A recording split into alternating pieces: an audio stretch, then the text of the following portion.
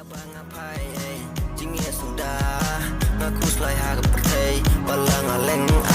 ang yapi baik ngaling absa bersengaja berkarya piman kas ngai wala dangam don kicing sok agak pertai walang ayat geleng geleng ka pertai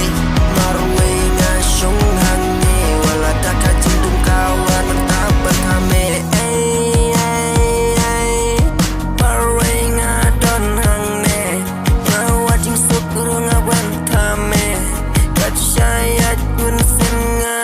berkat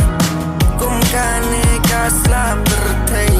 kat saya drunga ya be ani wong asnyo nerang lada ungam apai mai ngakip shungan koi syai apane kasla bertai dan jing sugna syonggup walai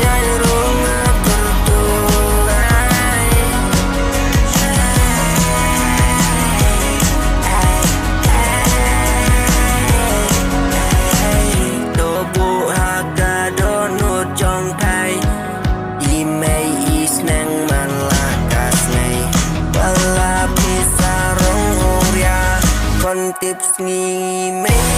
ba ban kas ngai